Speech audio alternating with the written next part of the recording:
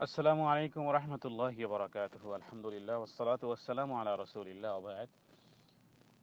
দিনী ভাই মুহতারাম শফিউদ্দিন দুবাই থেকে একটি প্রশ্ন এনেছেন যে একজন ব্যক্তি ওমরাহ করাকালে ওমরার মিকাত থেকে শুরু করে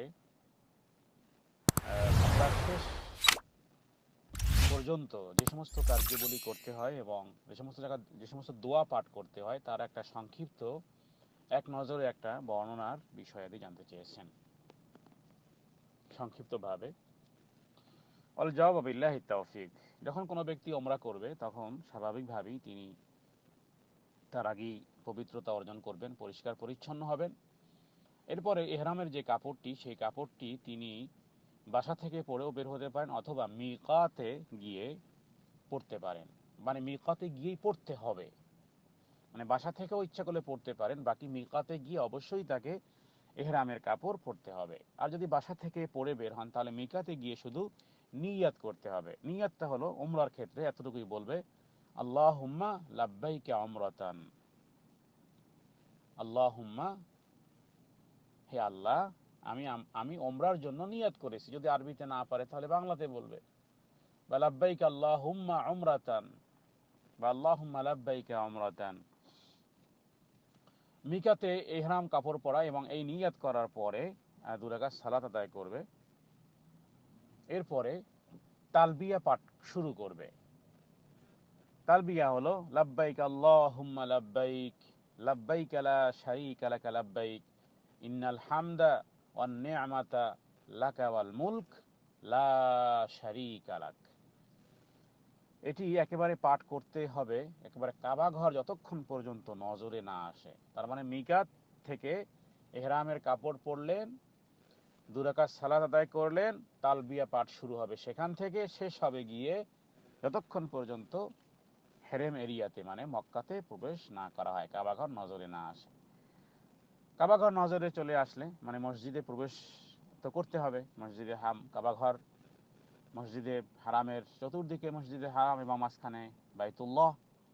এই মসজিদে প্রবেশ করার সময় ডান পা দিয়ে প্রবেশ করবেন এবং বলবেন আউযু বিল্লাহিল আযীম ওয়া বিওয়াজহিল কারীম ওয়া সুলতানিহিল কদীম মিনাশ শাইতানির রাজীম, বিসমিল্লাহি ওয়াসসালাতু ওয়াসসালামু আলা রাসূলিল্লাহ, আল্লাহুম্মা ইফতাহলি আবওয়াবা রাহমাতিক।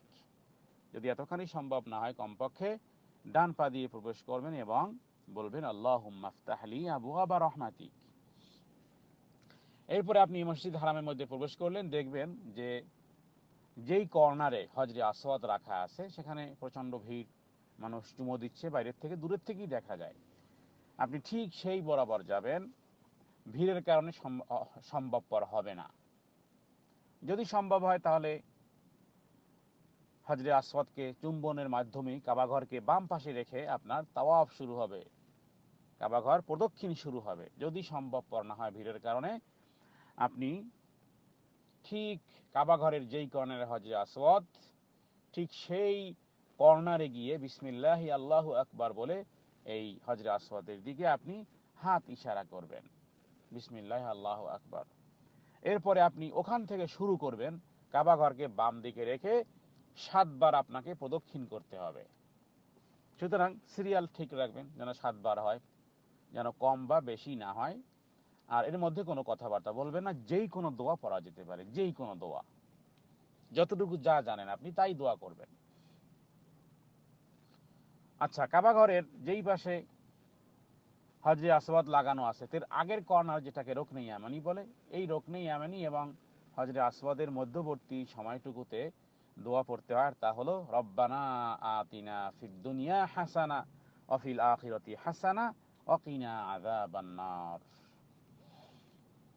এরপর এভাবে করে আপনি হজরে আসওয়াদ থেকে তাওয়াফ শুরু করেছিলেন, হজরে আসওয়াদে গিয়ে আবার তাওয়াফ শেষ হবে, মানে প্রদক্ষিণ শুরু হবে। 7 চক্কর শেষ হওয়ার পরে আপনি কাবাঘরের দরজাটা যেদিকে ঠিক সেদিকে একটু পিছনে গিয়ে, যাতে করে ভাইদের চলতে কষ্ট না হয়, একটু পিছনে গিয়ে আপনি 2 রাকাত সালাত আদায় করবেন। প্রথম রাকাতে সূরা কাফিরুন, দ্বিতীয় রাকাতে সূরা ইখলাস। এভাবে করে আপনার কাবাঘর প্রদক্ষিণ হয়ে গেল। এরপরে আপনি সাফা মারওয়া সাই দিকে যাবেন। ডান দিকে অবস্থিত, ডান দিকেই পড়বে, সাফা মারওয়ার দিকে যাবেন। সাফা মারওয়া আসলে দুটি পাহাড়ের নাম, এখন পাহাড় দুটি নেই, তবে একেবারে নিচতলাতে ছোট্ট করে একটু নিদর্শন রাখা হয়েছে।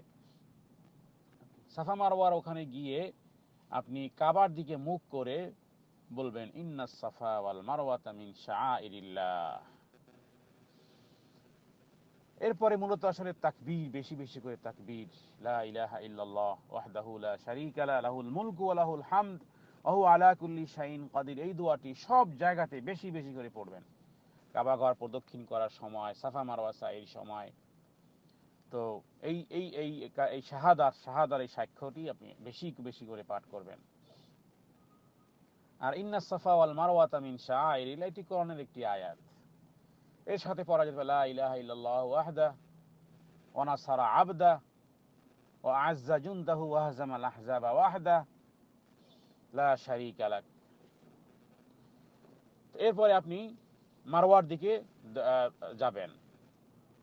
মারওয়ার দিকে গিয়ে, মারওয়াতে গিয়ে সেখানে কর্নারে ইন্ড অফ, সেখানেও একই ইন্নাস সাফা ওয়াল মারওয়াতা মিন শাআইরিল্লাহ, কারণ সেখানে সেটা হলো মারওয়া পাহাড়ের অবস্থান।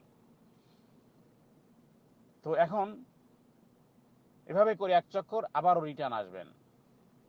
তাহলে সাফা থেকে শুরু করেছিলেন, মারওয়া পর্যন্ত গেলে এক চক্কর হলো, আবার আসতে আর এক চক্কর, তাহলে 2 চক্কর হয়ে গেল। তো এরপর এইভাবে 7 চক্কর আপনার মারওয়াতে গিয়ে আপনার সর্বশেষ চক্কর শেষ হবে। এরপরে আপনি এই মসজিদ থেকে বের হয়ে যাবেন।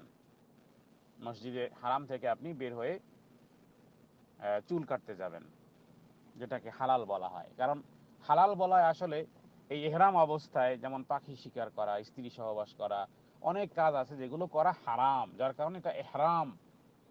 এখন হালাল হবেন, তার মানে এখন হালাল হবেন মানে চুল কাটার মাধ্যমে হালাল হয়ে যাবেন। হালাল বলতে শরীয়তে যে সমস্ত হালাল রেখেছে সেই সমস্ত কাজ আপনি করতে পারবেন, যেমন স্ত্রী সহবাস হালাল, তাহলে আপনি সেটি করতে পারবেন। এটা এর মাধ্যমেই সংক্ষিপ্তভাবে বলা হয় যে হালাল হওয়া, হালাল হওয়া।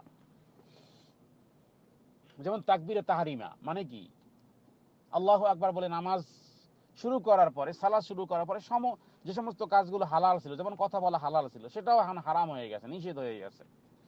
মসজিদ থেকে বের হতে বলবেন বিসমিল্লাহি ওয়াসসালাতু ওয়াসসালামু আলা রাসূলিল্লাহ, আল্লাহুম্মা ইন্নী আসআলুকা মিন ফাদলিক, আল্লাহুম্মা আ'সিমনি মিনাশ শাইতানির রাজীম। আবু দাউদ, মুসলিম শরীফে হাদিসগুলো আছে।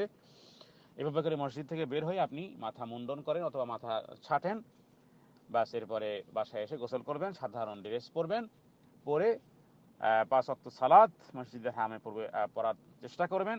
কারণ 1 রাকাত নামাজে 1 লক্ষ রাকাতের সওয়াব, সুবহানাল্লাহ। মসজিদে হারামে 1 রাকাত সালাত আদায় করলে 1 লক্ষ রাকাতের সওয়াব। সুতরাং যত কষ্টই হোক না কেন, যদি অনেক দূরে থাকেন তাহলেও চেষ্টা করবেন নামাজের সালাতের জন্য আগে আগে মসজিদে এসে অংশগ্রহণ করতে। আর এরপরে 1 সফরে 1 ওমরাই, বারবার ওমরা করবেন না। সাদা ড্রেসে, সিভিল ড্রেসে কাবাঘর প্রদক্ষিণ করতে পারেন, 2 রাকাত সালাত আদায় করতে পারেন, শুধু তাওয়াফ করতে পারেন। 2 রাকাত সালাত আদায় করলে 1 তাওয়াফ হয়ে গেল। বাকি আর কোনো সাফা মারওয়া সাইতে আপনাকে দৌড়াতে হবে না, আর মাথাও মুন্ডন করার প্রয়োজনীয়তা নাই। যতক্ষণ থাকবেন সেখানে ইবাদতের মধ্যে নিজেকে সম্পৃক্ত রাখবেন, বেশি বেশি করে তাওবা ইস্তেগফার করবেন এবং সমস্ত নেক আমলের মধ্যে নিজেকে সংযুক্ত রাখবেন। সকলের জন্য দোয়া করবেন। এভাবে করেই সংক্ষিপ্তভাবে এক নজরে আমরা পালন করতে পারি। জাযাকুমুল্লাহ, বারাকাল্লাহু ফীকুম। আসসালামু আলাইকুম ওয়া রাহমাতুল্লাহি ওয়া বারাকাতুহু।